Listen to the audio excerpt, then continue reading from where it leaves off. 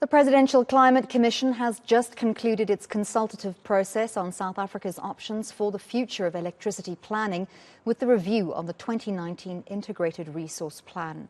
This follows a consultative process that the Commission embarked on with a focus on South Africa's evolving energy mix.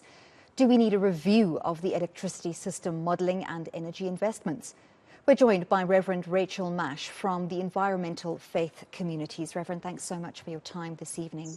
So yesterday, the PCC released its report on recommendations for that energy mix. What are the factors that determine what the best solution would be?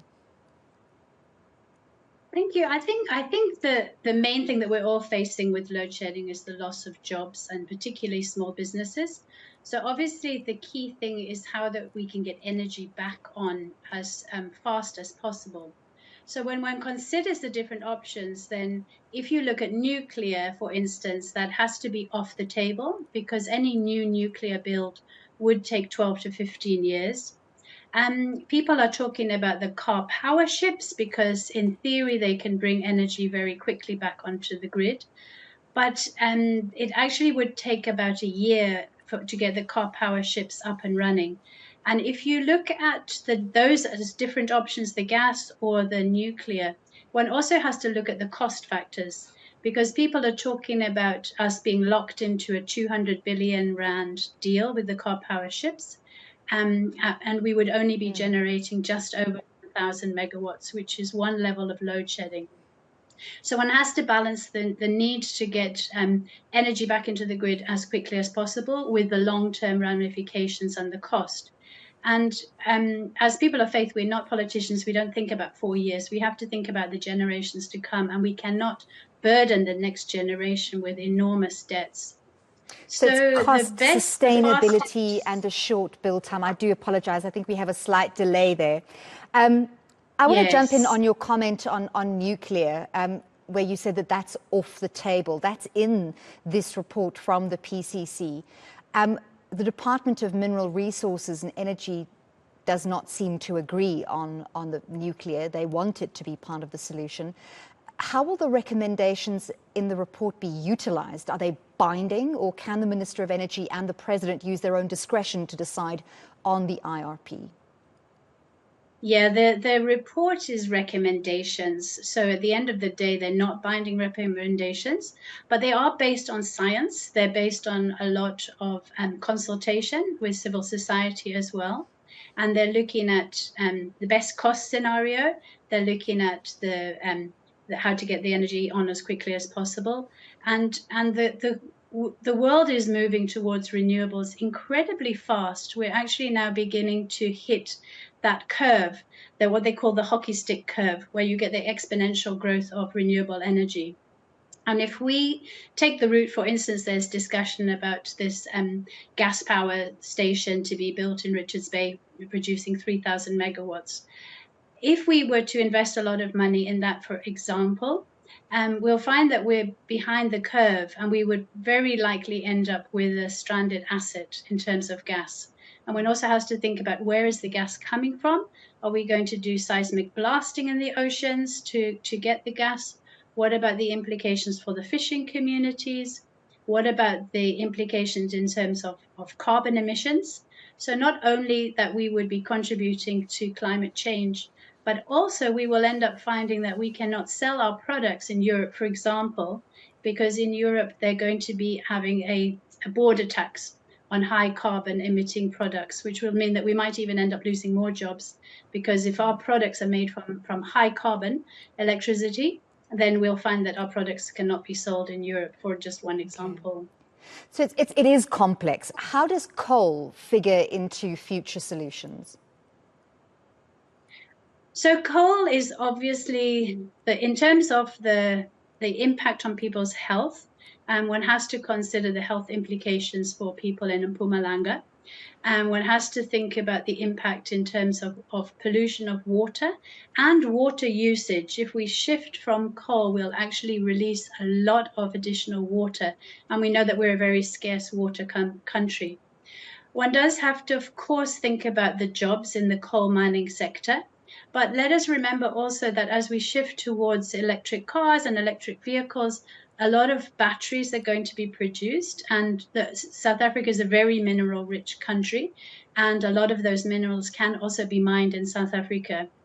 So there is the possibility of a job transfer within the mining sector. But that's why we have to talk about a just transition. That priority has to be given to those communities where jobs will be lost. So, for instance, the renewable energy is not just about installing solar panels, it's about building wind turbines, it's about building solar panels. And those hubs where those things are constructed can be placed in areas where jobs are being lost. The difficulty with that sort of hockey stick curve is also that we seem to be behind the curve in terms of implementation of these solutions, where solar photovoltaic power and panels and wind energy seem to be relatively low in terms of cost, relatively quick in terms of putting them in place to get people access to power immediately, and they are more sustainable. Where are we in terms of making sure that these are plug-and-play solutions that South Africans can easily adapt? And obviously, we're a little bit behind in terms of making sure that all South Africans can afford them. That's going to take a longer solution. But businesses, farmers, South Africans who can look at that as a solution, is it really feasible at this point? As you say, the cost implications are huge, and decentralized solar energy, particularly rooftop energy, now that we've got the feed-in tariff where you can actually generate some income from it, has actually got the potential to shift the profits from power generation from the stakeholders, the wealthy who make their money from oil and gas, to the communities. For instance, if funds could be made available for community centers, for old age homes, for faith communities, for churches, for synagogues, for mosques, to actually put solar energy onto their buildings. With the feed-in tariff, you can actually then create sustainable income for community projects and begin to take some of the pressure off the grid. But that does involve financing. So a lot of banks now are looking at financing options. Other people who do have a bond are putting their solar energy onto their bonds. But as you say, for the moment, it is very much more for only the middle class can afford it. And the problem with that is it's going to end up that less and less people are buying electricity in municipalities. The municipalities are already struggling because one of their major sources of income is from selling electricity. So as people go off the grid, then there's less income coming into the municipalities. So there's no short-term fix, but rooftop solar is a very quick fix that if you can actually get enough of the solar panels either imported or preferably built here in South Africa, creating jobs, then you can move very quickly. And the other thing that we need to bear in mind also is if you're transmitting power from the other side of the country, you can lose up to 50% of that power. Whereas if you've got a solar rooftop energy, then it's immediately going on to reducing the amount of energy that you are taking off the grid. So that's why we're seeing that exponential growth now in particularly solar energy uptake.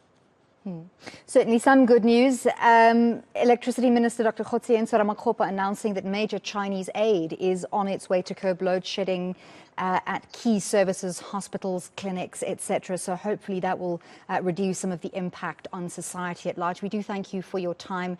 That was Reverend Rachel Mash from the Environmental Faith Communities.